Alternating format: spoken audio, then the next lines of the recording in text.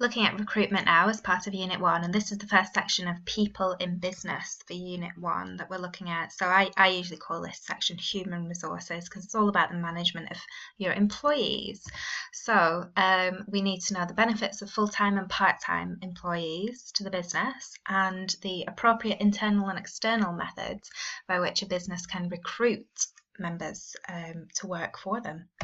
So key terms here: recruitment is attracting people to apply for a job vacancy and going through the process of selecting the appropriate person as well. Full-time workers are those working for the full normal working week, which is usually 37 hours, some places it's 40 hours. And part-time workers are those who work a portion of that full working week. Now, often people think that it's exactly half, but it's not. You can get part-time workers that work for a day, you can get part-time workers that work for 4 days. You know, it's usually just a proportion of that full working week. So advantages of full-time or part-time. So as a business sets up and it's getting larger, they might think they need to take on more people other than just the entrepreneur to run the business. And then they're going to have to make a decision about, should I get a full-time person or a part-time person? So let's have a look at the pros and cons. So if you get full-time people, if you always get full-time people, it will actually result in fewer members of staff being needed. So say you've got 37 hours that you need someone for. If you get a full-time person, you only need one person, whereas if you get a part-time person, but you still need those 37 hours, you're going to have to get more than one person, 2 people or even more. So if you have fewer staff, you have lower recruitment costs, because remember, every time you go to recruitment, you've got to place an advert, you've got to take time out of your diary to recruit people and read through the application form, so that's a cost. Once someone joins you, there's going to be training costs so that they can be inducted into the business and that they can learn new skills, and they're going to have to be managed by someone and appraised by someone, so that's going to be a cost as well. So if you have fewer staff, you have fewer of those costs. And they're going to be with the business for the majority of the time that the business is open, depending on what that business is. It might be a business that runs 24 hours a day, and in that case, they wouldn't be with them all the time. But if they are, it makes communication much, much easier, and people can work together in teams a lot more easily if everybody's there all of the time. And it also makes coordination of meetings and of meeting customers a lot easier as well. However, part-time staff do bring a number of advantages. They can bring flexibility. So if you're a small business that's just set up, you might not need someone for 37 hours.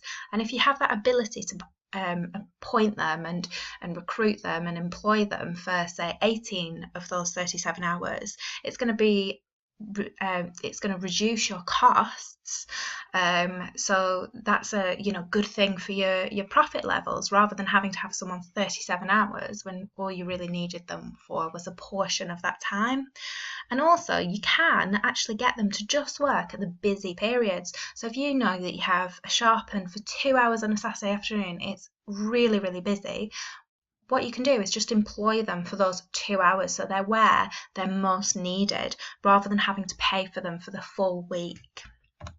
Also, if you do have to bring in 2 people, although it will be 2 sets of recruitment costs and training costs and management costs, these 2 part-time workers can bring in 2 sets of skills and experience as well. So they might be more efficient and more productive than just one person on their own. Although they won't probably be working at the same time, they can be more useful, and they can bring different types of skills. So some of the key terms now: job description. This is a list of the key information about a job. So the duties, responsibilities, hours, location, possibly the pay, the training provided for the job. And the person specification is a list of the key skills and experience that the ideal candidate will have. So often this is split down, the person specification, into essential skills that they need to have or experience, and desirable. So if they had a very good candidate, they'd take them without those desirable skills and experience. But that's often very useful when you're applying for a job, when you're thinking, is this job right for me? So these are 2 key documents that a business wants to draw up if they're thinking about recruiting somebody, because if someone applies for a job, they're probably going to see these documents to make a decision whether this job is right for them. And then the business is going to have to decide, are we going to recruit internally? So internal recruitment is when you're going to offer a job position to somebody who already works in your business. Or are you going to recruit externally? So you're going to bring in someone from outside into the business. So some benefits here. If you appoint somebody who has already been working with your business, you already know them, so you know their key skills and strengths, possibly even their weaknesses as well. So it's you have the saying, better the devil you know. It's better to be in the know about somebody than go into the kind of unknown. There's also going to be no need for induction training, and they might need less training as well because they've probably picked up a lot of the generic company-wide, business-wide training that the rest of the employees have had. It's also cheaper than advertising it externally. All you need to do to advertise a job position internally is send out an email to all the staff, and that's very straightforward, very easy. Whereas advertising externally in newspapers or at the job centre or in business windows, that can actually be quite expensive, especially if it's nationally, if you're advertising nationally. And it can also be very motivational for current employees. Often people, when they apply for a job at a place or they're working somewhere, they want to feel like there are opportunities for progression and they're not going to be doing the same job in 20 years' time, that they are going to develop and gain new skills, maybe even move up the ladder, get more money. So it can be very motivational for those current employees. So if they feel that there are places for them to develop and get the higher up job, they might stay with the company and stick with the company, and that reduces the need to have to continually recruit for new people, which is going to be a cost. However, there are lots of advantages of external recruitment. Externally hired employees can add new experience, skill and ideas.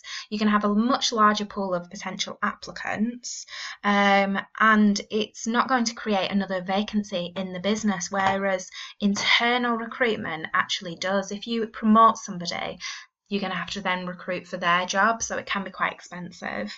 And an externally recruited person might find it easier to actually do the job than an internal person who has to then manage their peers. So this is all about, if you've got a few people that have applied for a job within a business, internal recruitment, and you give one of the people the job, it might be a little bit awkward with the other people that didn't get the job, and especially if they have to then manage that person or those people, it could be difficult.